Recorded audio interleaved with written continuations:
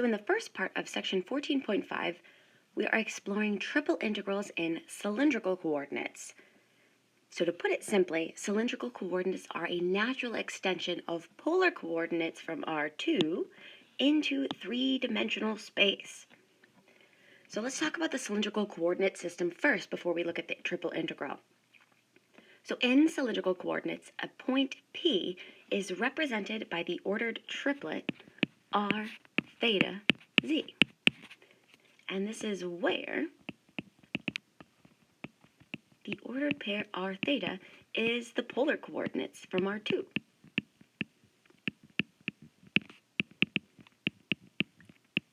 So to relate this to cylindrical coordinates, we can think about this as the projection of P into the xy plane.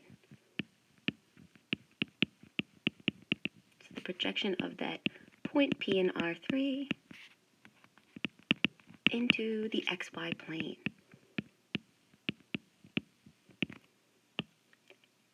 And then we have that z is the distance from this polar coordinate to point P.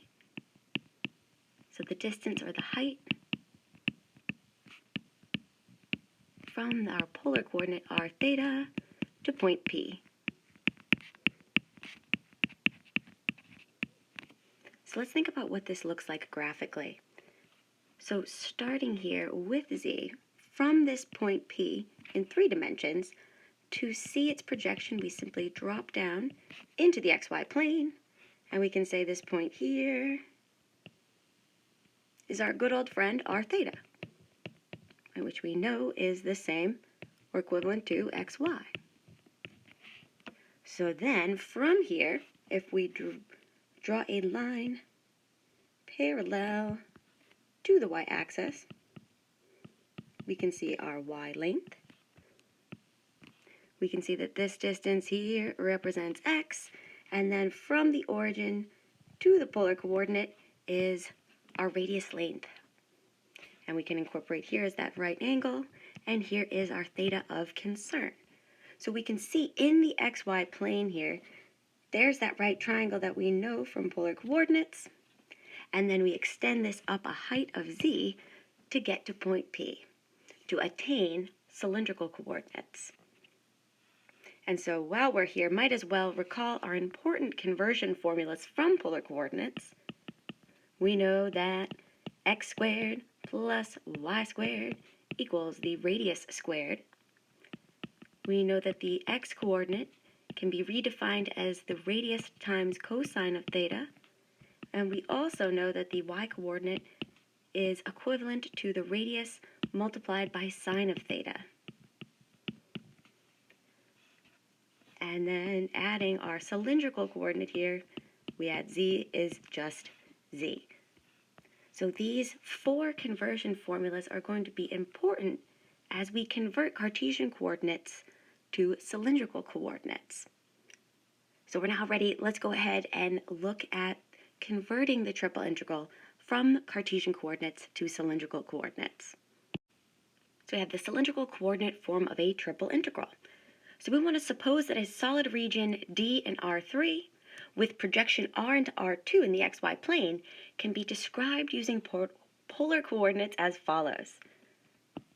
So we can say that our solid region D is the set of all ordered triplets x, y, z, such that the ordered pair xy is in that 2-dimensional region R in the xy plane, and let's suppose that z is greater than or equal to capital G of xy less than or equal to capital H of xy. And we also want to go ahead and think about that 2-dimensional region R in polar coordinates. So we have R as the set of all ordered pairs R theta such that theta is greater than or equal to alpha, less than or equal to beta, and our radius r is greater than or equal to little g of theta, less than or equal to little h of theta. So if we have that f is continuous on this solid region D in R3, then we can rewrite our triple integral as follows. So we have that triple integral over the solid region D of f of x, y, z dv. And we want to think about, we'll separate that double integral over r. So I have that double integral over r, and on the outside I have my area differential dA. And then within this, we have the z integral. So this is the integral from capital G of xy to capital H of xy of f of x, y, z dz. And again, this is where we know, as stated above, that r is in R2, that two-dimensional region, in polar coordinates.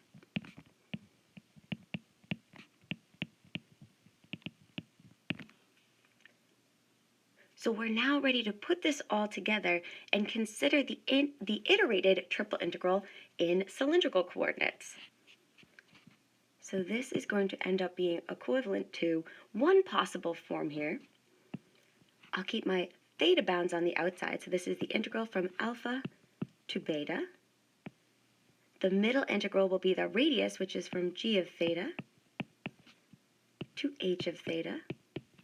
And then our middle integral, the inner integral, is z.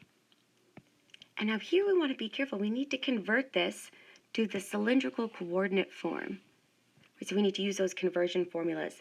So this will become g of r cos of theta to replace x, and r sine of theta to replace y. And the same thing for the upper bound. This is h of x becomes r cosine theta, y becomes r sine of theta.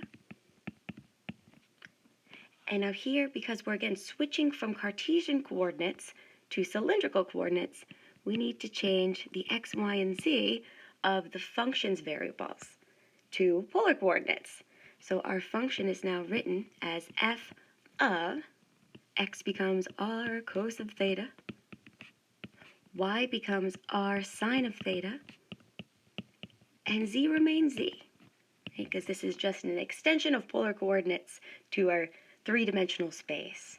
And now keep in mind, because we know we're working with polar coordinates, this will affect the volume differential. We have the dz for our z differential, and we know from polar coordinates that the area differential is r dr d theta.